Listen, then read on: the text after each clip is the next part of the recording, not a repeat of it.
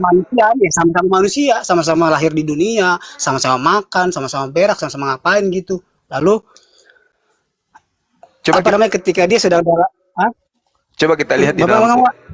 coba Gimana, kita Bang? lihat coba kita lihat data yang dikutip oleh penulis daripada Kisah Para Rasul tadi. Yang dikutip itu adalah Ulangan 18 nomor 18. Seorang Itu menurut nabi. pandangan Anda ya. Anda oke. Berapa tadi? Ulangan berapa? Ulangan 18. ulangan 18. Ya, sambil dibacanya ya, Pak. Abang-abang. Seorang nabi akan kubangkitkan bagi mereka di antara saudara-saudara mereka, seperti aku ini, seperti engkau ini. Aku akan menaruh firmanku dalam mulutnya. Ia akan mengatakan kepada mereka segala yang kuperintahkan kepadanya. Ini yang diterangkan. Orang yang tidak mendengarkan segala firmanku yang diucapkan Nabi itu demi namaku, daripadanya akan kutuntut pertanggungjawaban. Yang terjadi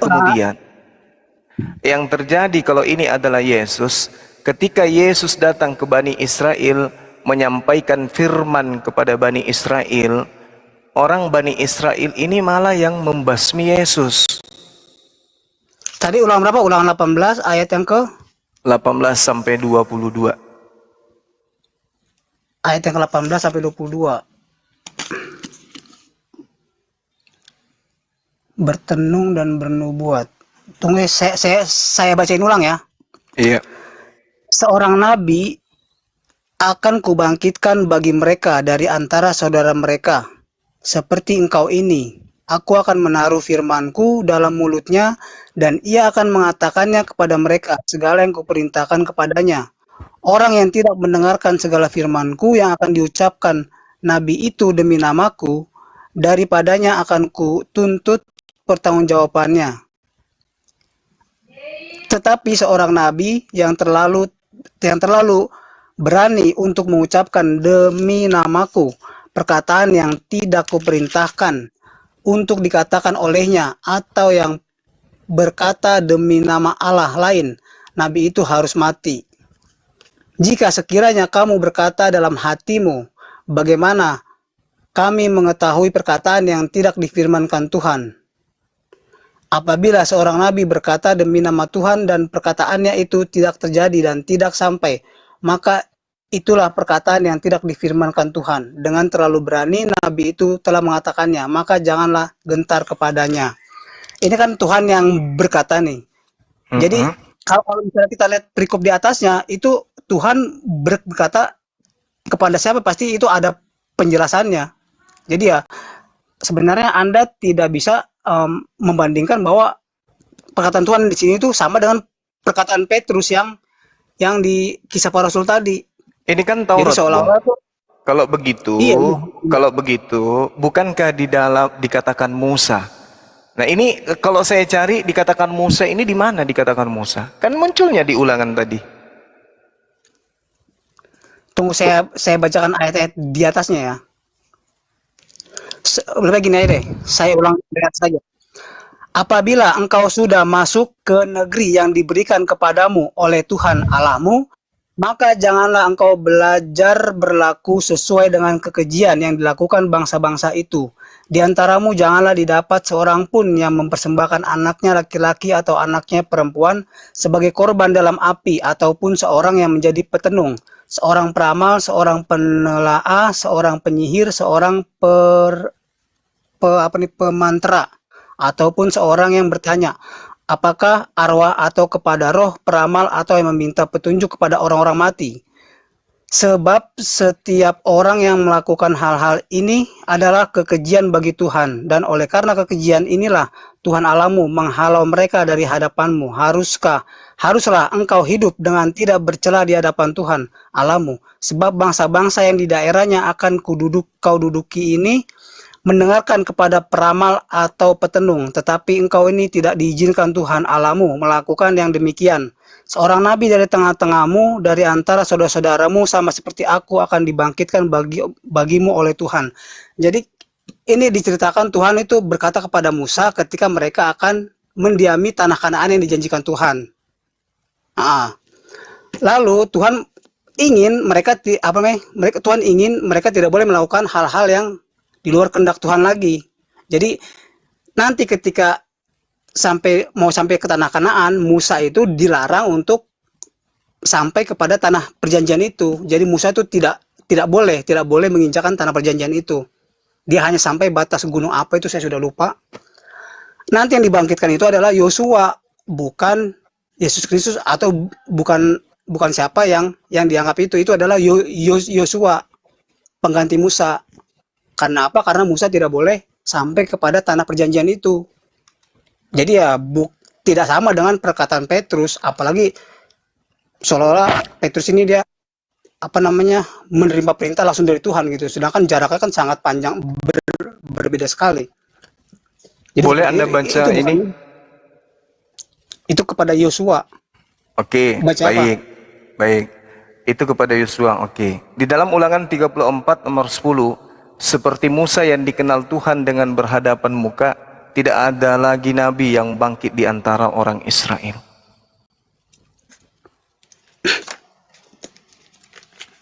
Jadi kalau tidak ada lagi nabi yang bangkit dari antara orang Israel yang sama seperti Musa, kenapa Anda mengatakan Yesus? Bagaimana bilangnya ya? Dalam hal ini kan itu kan adalah Tuhan ingin melakukan misi Injil. Ya dalam hal ini dia mengutus hambanya dalam Yesaya 40 ayat 1 itu. Itulah hambaku yang kuutus. Rohku akan ada di atasnya. Jadi ya karena karena kuasa Tuhan, dia memberikan rohnya kepada hambanya itu, yaitu Yesus Kristus. Oh, nggak bisa. Setelah dia lahir ke dunia. Nggak bisa, itu asumsi Anda.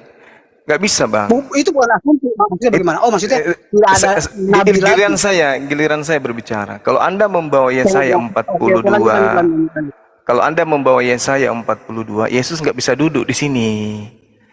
Lihatlah itu hambaku yang kupegang, orang pilihanku yang kepadanya aku berkenan. Aku telah menaruh rohku ke atasnya supaya ia menyatakan hukum kepada bangsa-bangsa. Yesus tidak pernah menyatakan hukum kepada bangsa-bangsa. Yesus hanya menyatakan hukum kepada satu bangsa, yaitu Bani Israel. Itu pun ditolak. Dia justru yang dibunuh, yang akan dieksekusi. Berarti bukan Yesus yang dimaksud di dalam Kisah Para Rasul 3 Ulangan 18. Anda sudah akui itu bukan Yesus. Nah, sekarang Kisah Para Rasul 3 itu bukan Yesus di situ. Kenapa? Karena nabi yang dimaksud di sini, hamba yang menjadi pilihan Tuhan, dialah yang kemudian yang menegakkan, menyatakan hukum kepada bangsa-bangsa. Yesus mengatakan, aku diutus hanya kepada domba yang sesat dari umat Israel. Yesus berpesan kepada murid-muridnya agar jangan ke bangsa lain. Matius 10 nomor 5 nomor 6. Berarti hamba yang dimaksud di sini bukan Yesus. Begitu juga di Ulangan 34 nomor 10, seperti Musa yang dikenal Tuhan menghadap muka dengan muka, tidak ada lagi nabi yang bangkit di antara orang Israel. Yesus orang Israel. Berarti bukan Yesus yang dimaksud di situ. Kan? Ini dalil kan? Ulangan 34 nomor 10 ini kan tidak ada lagi nabi yang sama seperti Musa yang bangkit di antara orang Israel. Berarti Yesus bukan yang dimaksud di dalam Kisah Para Rasul 3 nomor 22-23 ini. Bukan Yesus. Di sini dikatakan bahwa nabi ini, siapa yang tidak mendengarkan ucapannya, maka akan dibunuh, akan dilenyapkan. Oksolotereu, artinya akan dibasmi. Basmi ini artinya dimatikan, dibunuh. Berarti ketika Yesus datang dan dia adalah nabi yang sama seperti Musa, orang-orang Yahudi, imam-imam kepala mahkamah agama, orang Farisi yang menolak Yesus, harusnya mereka yang dibunuh, bukan Yesus yang dibunuh di atas tiang salib. Karena dalilnya akan terjadi semua orang yang tidak mendengarkan nabi itu akan dibunuh dari umat kita. Faktanya kalau ini untuk Yesus, imam Farisi, mahkamah agama, imam kepala mahkamah agama, orang Farisi, orang Yahudi bersekongkol kemudian untuk melakukan pembunuhan kepada Yesus. Yohanes 11 nomor 52, mulai hari itu mereka bersekongkol untuk membunuh Yesus. Matius 20 nomor 59, mulai hari itu imam-imam kepala dan mahkamah agama melakukan kesaksian-kesaksian palsu untuk membunuh Yesus. Kok terbalik? Harusnya orang-orang yang melakukan kesaksian-kesaksian palsu inilah yang kemudian dibunuh. Kenapa? Karena mereka tidak mendengarkan firman dari Yesus. Tapi kok terbalik? Justru Yesus yang dibunuh. Berarti yang dimaksud kisah para rasul 3 ini bukan beliau, tetapi adanya oknum yang bangkit kemudian ya dari keterpurukan, dari kejahiliaan, dengan membawa hukum-hukum Tuhan dia ajarkan kepada seluruh bangsa-bangsa. Dan itu hanya dilakoni oleh baginda Rasulullah Muhammad SAW. Semua yang menentang dakwah beliau pada masa itu ya, memerangi Rasulullah, mereka akan balik diperangi, mereka akan dibasmi. Makanya sejazirah Arab itu sampai kepada Spanyol, sampai kepada Asia, semua ditundukkan oleh beliau. Bahkan sampai di Indonesia hukum-hukumnya berlaku. Itu baru betul. Sementara ajaran Yesus, ya dia yang dibasmi di atas tiang salib katanya. Gitu bang. Terima kasih abangku. Iya. Poin yang pertama tadi adalah saya akan mendapat hukuman karena saya tidak mengakui Yesus. Yesus ya sebagai nabi. Nah, itu dari kisah para rasul tadi yang dikatakan oleh Petrus bahwa saya akan mendapat hukuman karena saya tidak mengakui Yesus. Lalu di sini Anda katakan Yesus diutus hanya pada orang Israel. Hanya pada orang Israel. Lalu di sini Anda katakan tidak ada lagi nabi yang bangkit lagi. Lalu dari kedua pernyataan Anda ini, itu berarti kita sama-sama bersalah kepada Yesus. Kita sama-sama bersalah kepada Yesus. Saya tidak mengakuinya karena saya menzolimi dia, tadi kata Anda. Yang kedua, Anda juga, karena Anda tidak mengakui Yesus sebagai nabi, sebagai utusan, itu kan Anda sendiri yang tadi yang mengatakan itu. Lalu saya kembali lagi kepada kisah para rasul ini. Kan saya sudah bilang ini tidak ada hubungannya ya. Kalau yang tadi dimaksud Musa itu tuh Yosua, Tuhan itu berkata tentang nabi berikutnya adalah Yosua karena Musa tidak boleh sampai ke tanah perjanjian. Itu yang pertama. Yang kedua ya kan seperti yang saya bilang tadi, ini kan Petrus dia kan bersama roh kebenaran itu atas kuasa Yesus, atas bukan kuasa Yesus, maksudnya kan dia kan Yesus pernah berkata, kepadamu akan kuberikan kunci kerajaan sorga. Apa yang kau ikat di dunia akan terikat di sorga. Apa yang kau lepaskan di dunia akan terlepas di sorga. Ya seperti gitu. Lalu ya roh itu bersama dengan para rasul selama-lamanya. Selama-lamanya dalam artian ya sampai mereka sampai kepada kitab Wahyu. Sampai kitab Wahyu itu yang disebut Allah itu ya ini Roh Kudus, roh kebenaran itu ya yang begitu Yohanes ini, Petrus, sampai mereka berkuasa di Yerusalem. Berkuasa di Yerusalem tapi hanya pada masa 1000 tahun selama iblis di penjara di dalam jurang maut. Setelah itu ya akan adanya kebangkitan kedua dan seterusnya. Dan Yesus pun memantau mereka dalam Wahyu kepada jemaat kan dikatakan, dengarkanlah apa yang dikatakan roh kepada jemaat-jemaat. Jadi ya seperti begitu. Jadi ya orang ini yang tidak diceritakan dalam Alkitab, baik lahirnya, asal usulnya, apa saja yang dilakukannya, itu diceritakan di dalam Al-Quran. Namanya Nabi Isa. Seperti itu. Oke. Ulangan 34 nomor 10, tidak ada lagi nabi yang sama seperti Musa yang bangkit di antara orang Israel. Berarti Yesus di sini bukan hamba yang diceritakan di dalam Yesaya 42 nomor 1. Karena hamba yang sama. Tunggu dulu. Pertama itu adalah kuasa Tuhan. Terserah Tuhan. Dia berkuasa memberi, dia berkuasa mengambil. Ya nggak bisa begitu dong. Itu asumsi namanya. Kan Tuhan sudah mengatakan seperti Musa yang dikenal Tuhan dengan berhadapan muka.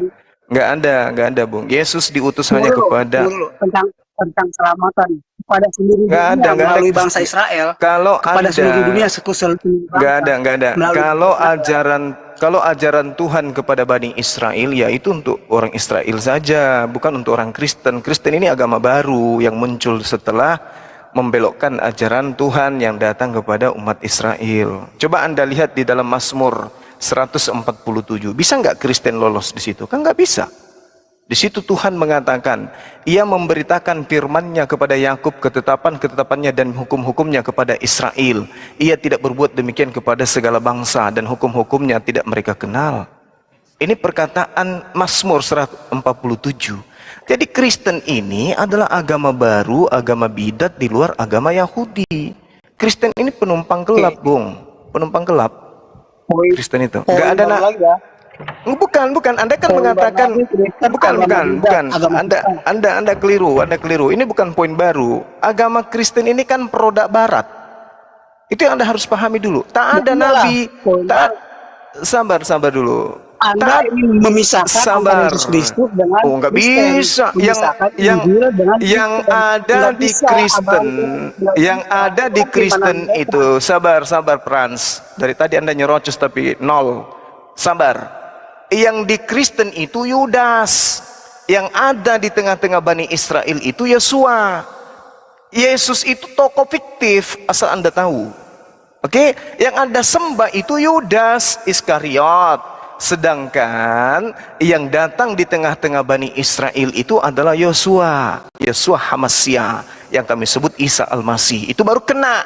Kalau Yesus Kristus itu buatan produk Antioquia. Itu orang Kristen punya produk itu, tapi dia Kristen ini mengambil hasil dari penyaliban terhadap manusia terkutuk, yaitu Yudas yang menyerahkan Yosua Hamasia kepada tentara Romawi. Itu yang perlu Anda pahami. Yesus sendiri mengatakan, aku diutus hanya kepada domba yang sesat dari umat Israel. Itu perkataan Yesus.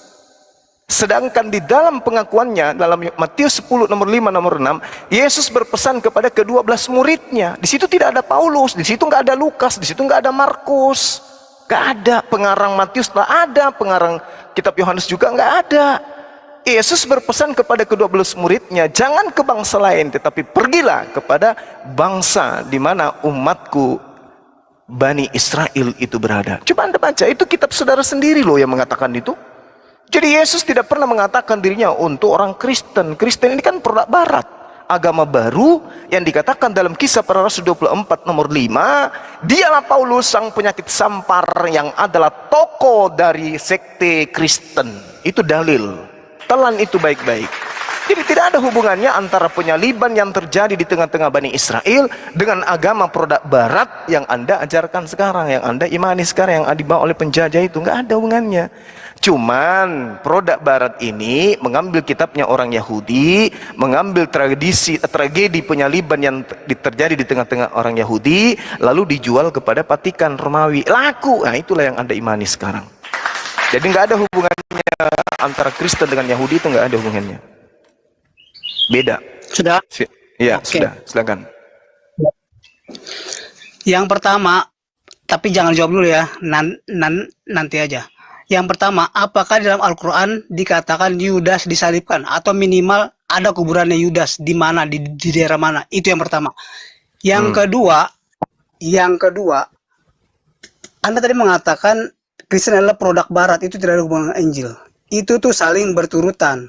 Pertama, Petrus mendapat kuasa kunci surga dari Yesus Kristus. Lalu Paulus diberkati oleh Yesus melalui Ananias. Jadi mereka dua itu sama-sama diutus, lalu mereka mengajarkan di berbagai kota di Israel pada zaman itu, di Antioquia, di Efesus, pernah juga di Serambi Salomo, lalu di mana gitu, di berbagai tempat lah, kecuali di Asia Kecil.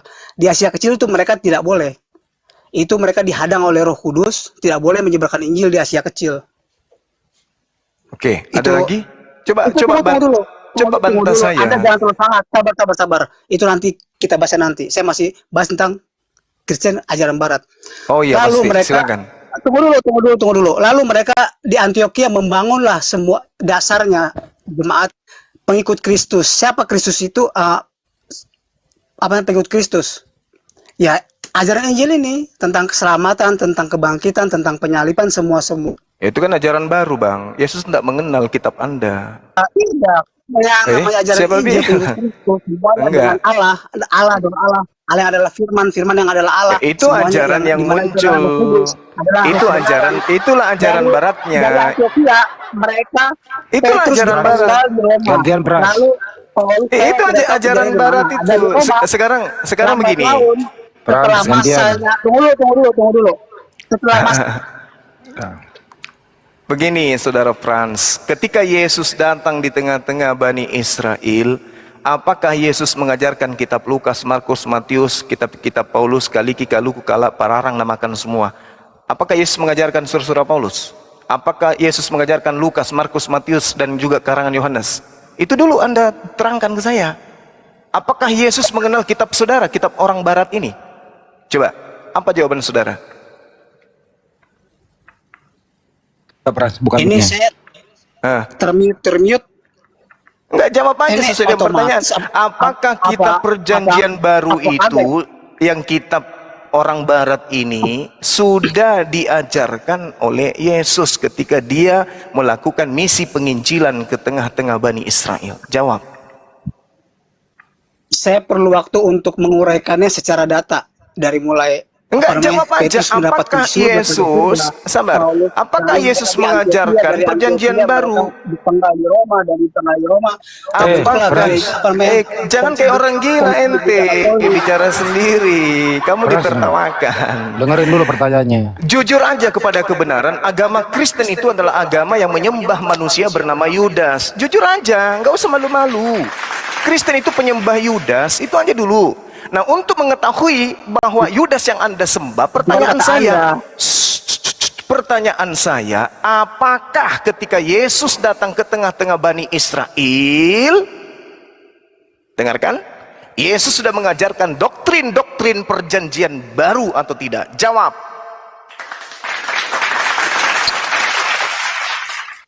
Faktanya dia mengajarkan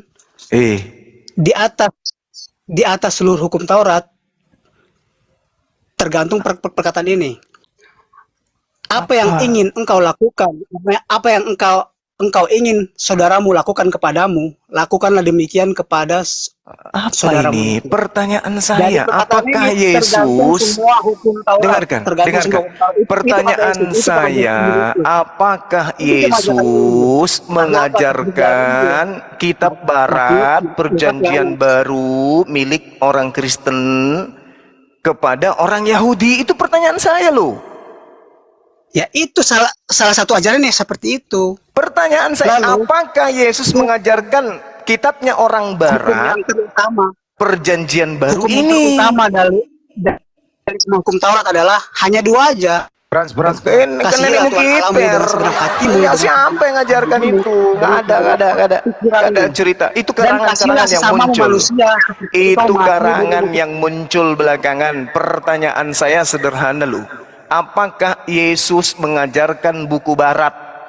Roma, Filipi, Efesus, Saya bukan ahli sejarah. Ya, selesai. Jawab aja dulu. Apakah sejarah. Yesus mengajarkan buku-buku itu kepada Bani Israel? Ayo.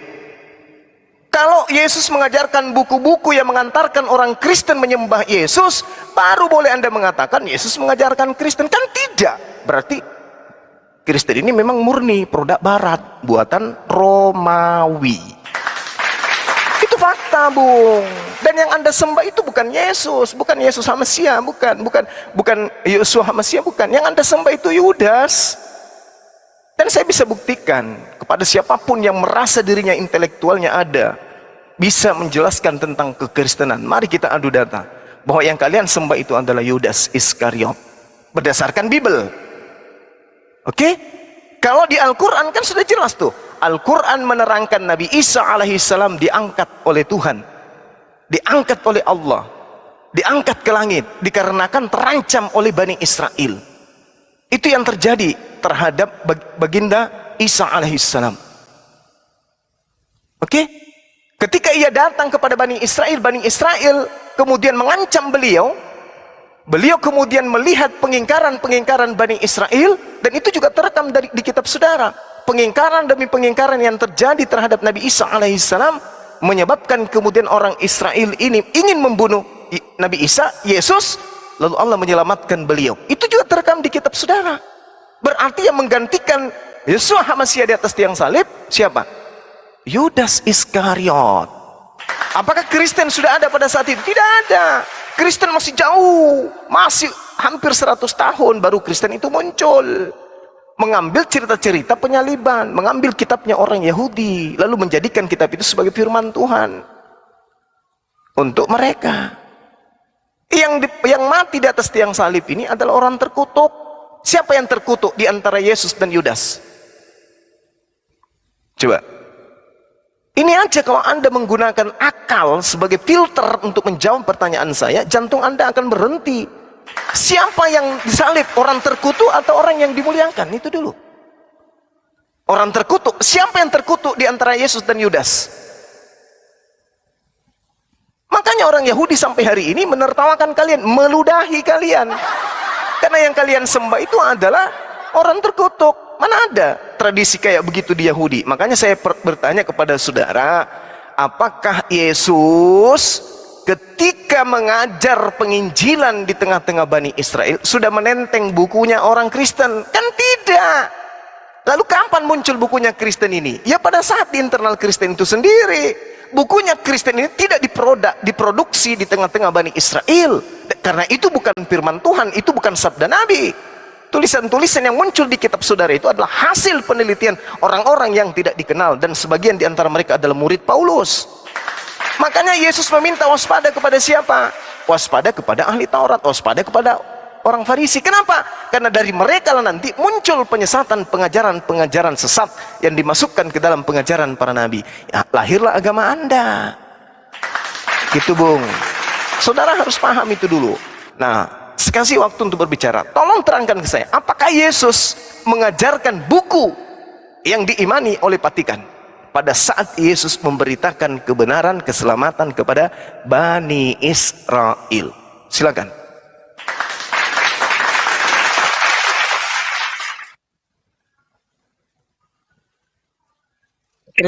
Terima kasih Abang Zuma atas panjang lebarnya. Sebelum saya melanjutkan kita berdua, saya lebih ingin menjawab pertanyaan orang-orang Kristen yang dalam komentar ini. Mereka saya ngawur, saya apa namanya dan sebagainya. Saya mau tunggu Abang Zuma ya, beri saya waktu 10 menit aja. Oh, saya panjang kali, Bang. 5 menit aja, 5 menit. Oke. Tunggu, saya mau ajak kalian nih. Baca Wahyu 22 ayat 16. Wahyu itu sudah ada pada saat Yesus mengajar atau belum? Halo. Tadi kan saya bilang, saya membaca kitab ini, saya sebagai katekismus lokal, sebagai orang Katolik. Orang Katolik dasarnya itu di Wahyu. Bukan dasar sih, bersumber pada Wahyu juga. Wahyu adalah sumber pengajaran kami sebagai orang Katolik. Begitu. Tapi bukan dari Yesus kan? Nah, dengar nih ya. Ya, silakan. Anda baca sendiri aja. Tunggu dulu ya. Aku, Yesus, telah mengutus malaikatku untuk memberi kesaksian tentang semuanya ini kepadamu bagi jemaat-jemaat. Aku adalah Tunas, yaitu Daud, bintang timur yang gilang gemilang. Apakah Anda sudah paham maksud ayat ini? Wahyu 22 ayat 16. Itu karangan ini siapa, Yesus, Bang? Itu karangan siapa Wahyu itu? Ini yang menulis adalah Yohanes. Nah, Yohanes siapa yang nulis di Pulau Patmos? Yohanes yang ditulis dalam kitab Markus itu, dia bicara kepada Petrus, ada seseorang yang kalian tidak dia tidak akan mati sebelum dia melihat kerajaan Allah, kerajaan surga, kerajaan surga saya lupa ayatnya. Intinya lebih kurang seperti begitu. Bukannya itu tulisan Markus? Iya, ada di Injil Markus. Perkataan Yesus kurang lebih seperti itu. Ada seseorang yang dia tidak akan mati sebelum dia melihat kerajaan Allah. Akhirnya Yohanes diajak ketika Yesus sudah bangkit di Pulau Patmos. Itu cerita yang muncul belakangan, cerita-cerita kayak gitu itu dikarang. Tunggu dulu. Itu dikarang untuk siapa? Setelah terangkat ke surga. Nah, itu cerita-cerita yang Anda muncul kalau di mau ke, barat. Anda kalau mau ke bahasa Ibrani sana Sebenarnya gini loh, ini kok semakin melebar. saya Kalau Frans, katekismus lokal, Frans, katekismus lokal. seperti juga di sini belum jelas kamu Kristennya seperti apa. Kamu kan tidak, kamu dulu mengatakan Yesus itu bukan Tuhan, Yesus itu utusan Tuhan, anaknya Maria itu ciptaan Tuhan. Jadi kamu berbeda sama Kristen yang lain, jadi kamu nggak mewakili. Jadi itu dulu. Nah sekarang ini kan kamu sudah bersahadat Yohanes supaya 17. Dengerin dulu mereka, apa Frans, namanya, Frans. Kamu udah mengaku ya, Yohanes 17:3 kau bersahadat dengan berbahasa Arab. Sekarang kamu ini tinggal kamu sudah meyakini Nabi Muhammad, tapi kamu nggak mengimani. Tapi kamu ada mengatakan ada. saya tidak meyakini, saya percaya, tapi saya Ya, tidak meyakini. ya itu.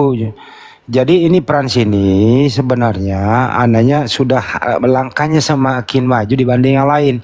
Itu Bang Juma, dia sudah tidak menyembah yang Bang Juma maksud tadi itu. Gitu Bang Juma, lanjut. Oke. Karena tunggu dulu Pak, Abang Andreas silakan. Lebes. Karena apa saya percaya sama Nabi Muhammad? Tapi saya tidak meyakininya karena di Wahyu 11 ayat 2 itu dikatakan, tetapi kecualikanlah pelataran bait suci. Bait suci itu yang sekarang adalah Masjid Al-Aqsa, yang di sebelah luar. Janganlah kamu mengukurnya, karena ia sudah diberikan kepada bangsa-bangsa lain. Itu sekarang begini lanjut. Ini Mas Pran, sekarang sempurnakah? Mas Pran, sekarang kita bahas sama Bang Juma. Sempurnakah ajaran Yesua Mesia dalam waktu singkat 3 tahun setengah kira-kira gitu? Sempurnakah? Silakan Bang Juma dulu, baru lu. Silakan. Enggak, karena Yesus mengatakan masih banyak yang ingin aku sampaikan, aku ajarkan, tapi kamu belum sanggup untuk menanggungnya. Itu perkataan Yesus loh kepada Bani Israel, murid-murid. Kok tiba-tiba muncul ada buku di Patmos? Ini siapa yang di Patmos ini menulis ini? Ini siapa orang yang menulis di Patmos ini? Bukankah Yesus sudah dijelaskan bahwa dialah sumber firman? Bukan yang lain, bukan Wahyu, bukan Yohanes. Sementara kalau kita lihat dari pengantar Wahyu, inilah wahyu Yesus Kristus yang dikaruniakan Tuhan kepadanya supaya ditunjukkan kepada hamba-hambanya yang harus segera terjadi. Dan oleh malaikatnya yang diutusnya, ia telah menyatakan kepada hambanya Yohanes. Ini apa ini? Ini firman Tuhan, sabda siapa ini? Di Wahyu 1 ini. Firman Tuhan bukan, sabda Yesus juga bukan. Lalu ini apa? Ini apa ini? Yohanes telah bersaksi tentang firman Allah. Kata siapa? Nomor 2, Yohanes telah bersaksi tentang firman Elohim dan tentang kesaksian yang diberikan oleh Yesus Kristus, yaitu segala sesuatu yang telah dilihatnya. Kata siapa? Kata siapa? Berbahagialah ia yang membacakan dan mereka yang mendengarkan kata-kata nubuat ini dan yang menuruti apa yang tertulis di dalamnya, sebab waktunya sudah dekat. Ini kata siapa? Kata Tuhan? Bukan. Kata Yesus? Bukan juga. Lalu kata siapa? Kata pengarang. Dari Yohanes kepada ketujuh jemaat yang ada di Asia Kecil, kasih karunia yang dalam sejahtera menyertai kamu. Ini bukan tulisan murid Yesus ini. Ini tulisan murid Paulus. Baca Kisah Para Rasul 12 nomor 12. Yang dimaksud dengan nama Yohanes di situ adalah Markus. Kisah Para Rasul 12 nomor 12. Markus itu panggilan lainnya adalah Yohanes. Berarti pengarang kitab Wahyu ini adalah Markus. Karena murid Yesus tidak akan mungkin kemudian menambah-nambahkan firman Tuhan. Tidak mungkin. Tidak mungkin. Karena Yesus sendiri dalam cerita Yohanes, menurut penelitian penulis Yohanes, Yesus berkata, aku tidak berkata-kata dari diriku sendiri. Yesus loh. Lalu ini pengarang Wahyu kok ngarang-arang sendiri dari dirinya sendiri. Seenak perut dia ngomong. Yesus sebagai penerima firman dan penyampaian firman di tengah-tengah Bani Israel mengaku dengan mulutnya sendiri, aku utusan Tuhan, aku anak Tuhan, aku hamba Tuhan, aku wakil Tuhan, aku duta Tuhan, aku Mesias. Apa yang aku katakan adalah bukan dari diriku sendiri, tetapi dari Dia yang telah mengutus aku. Itu pengakuan Yesus. Aku tidak berkata-kata dari diriku sendiri. Jadi kalau ada kemudian orang yang bukan Mesias berkata-kata seenak perutnya, itu bukan firman Tuhan. Ini Yohanes ini yang menulis di Pulau Patmos karenanya, apakah dia Mesias? Bukan. Apakah dia Nabi? Bukan. Kalau bukan Nabi, lalu catatannya ini apa cakupannya? Karangan. Ini bukan cerpen, ini cerpan. Cerita panjang. Yang ditulis oleh Markus di Pulau Patmos ini cerpan. cerpen, cerita panjang, ceritanya dia sendiri. Yesus mengatakan segala firman yang diberikan Tuhan kepadaku telah aku sampaikan kepada mereka. Ini Yesus sampaikan sebelum dia terangkat. Ini Yesus sampaikan. Sabar. Ini Yesus sampaikan sebelum dia terangkat ke langit. Yesus sudah mengatakan semua firman yang Tuhan berikan kepadaku telah aku sampaikan kepada mereka. Jadi tidak ada lagi firman Yesus berkata di Pulau Patmos. Siapa Yesus lagi berkata di Pulau Patmos ini? Nggak ada. Semua firman telah aku sampaikan sebelum Yesus terangkat ke langit. Semua jatahnya sebagai firman yang harus dia sampaikan telah disampaikan oleh Yesus sebelum dia terangkat. Berarti yang ngarang wahyu ini tidak menerima lagi perkataan dari Yesus. Ingat Bung, dari masa Yesus terangkat ke langit sampai penulisan di Pulau Patmos itu kurang lebih 100 tahun. Pahami itu. Karena kitab wahyu ini nanti di hampir masuk abad kedua baru dituliskan. Lalu dari mana pengarang wahyu ini menerima informasi? Oh, dari Yesus. Kapan Yesus mengatakan itu? Yesus mengatakan pada saat dia belum terangkat, semuanya sudah disampaikan kepada murid-muridnya. Gitu loh. Jadi tolonglah anda inilah wahyu Yesus Kristus yang dikaruniakan Tuhan kepadanya supaya ditunjuk. Kata siapa? Kata Tuhan. Di mana dalilnya? Kata Yesus, di mana dalilnya? Kalau anda mengatakan kata pengarang wahyu, baru saya terima gitu. Kalau dikatakan itu kata siapa, anda harus menjawabnya itu kata pengarang kitab wahyu, baru kita sepakat. Gitu loh.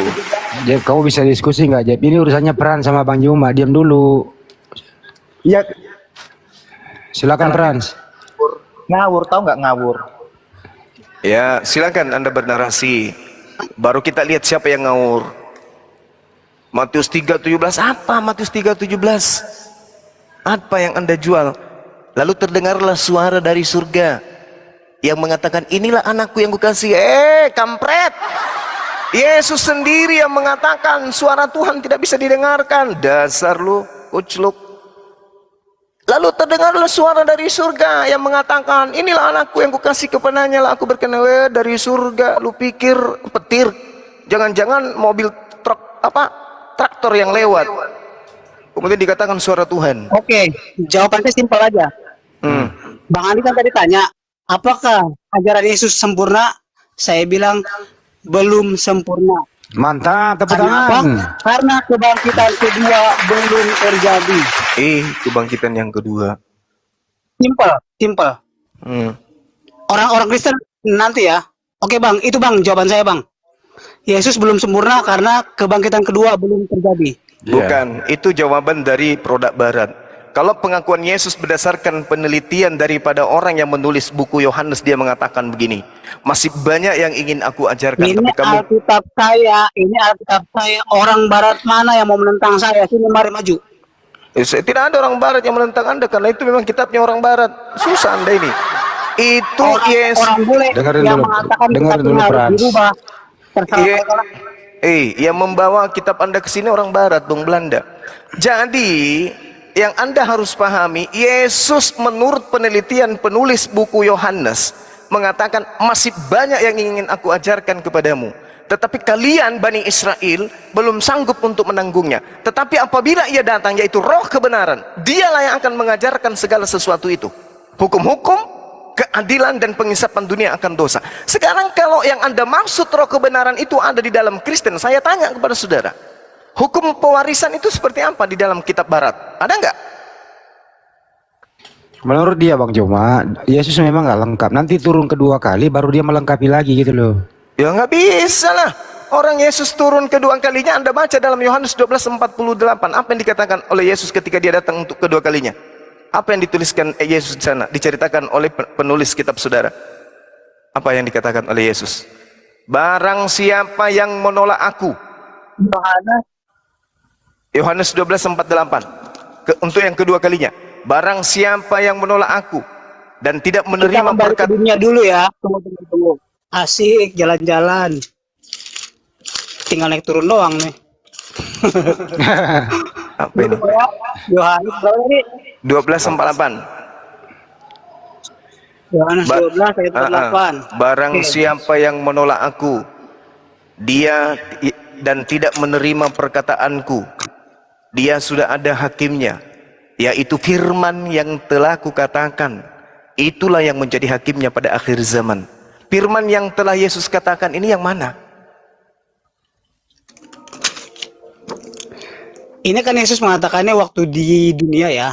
Iya, betul. Saya bacain. Hah. Barang siapa menolak aku dan tidak menerima perkataanku, ia sudah ada hakimnya, yaitu firman yang telah kukatakan. Itulah yang akan menjadi hakimnya pada akhir zaman. Saya tidak menolak itu karena tadi saya mengatakan bahwa Yesus mengajarkan Injilnya, kasihnya. Pertama, hukum kasih, hukum kasih. Yang kedua, tentang hukum yang segala hukum Taurat tergantung perkataan Yesus yang mengatakan bahwa apa yang ingin engkau, saudaramu lakukan kepadamu, lakukanlah hal itu kepadanya. Dari kata itu tergantung seluruh hukum Taurat. Itu yang Yesus mengatakannya. Tapi saya lupa di surat pasal berapa. Gini. Perkataan Firman yang kukatakan itulah yang akan menjadi hakimnya pada akhir zaman. Firman yang telah. Sekarang saya Firman yang telah. Saya aja ya. Nanti siapa yang mau naik nih? Dia pasal tuh. Pasal sekian, bab sekian. Oke. Saya mundur dulu, Bang. Belum sempurna, Bang. Firman yang telah aku katakan. Artinya ucapan-ucapan Yesus selama 3 tahun inilah yang akan menjadi tolak ukur penghakiman Yesus kepada Bani Israel. Bukan surah-surah Paulus, bukan kitab Lukas, Markus, Matius, Yohanes, Petrus. Bukan. Yang menjadi hakim kelak adalah semua ucapan-ucapan Yesus sebelum dia terangkat, diselamatkan oleh Tuhan dan digantikan oleh Yudas. Perkataan itulah yang menjadi hakim. Makanya salah satu perkataannya adalah, aku diutus hanya kepada domba-domba yang sesat dari umat Israel. Itu salah satu. Siapa yang percaya itu? Kami umat Islam. Ya Bani Israel, inni rasulullahi ilaikum. Wahai Bani Israel, aku ini adalah utusan Allah kepada kalian Bani Israel. Kami percaya. Nah, kalian menolak. Kalianlah yang akan dihakimi. Aku diutus hanya kepada domba yang sesat dari umat Israel. Umat Islam percaya enggak? Percaya.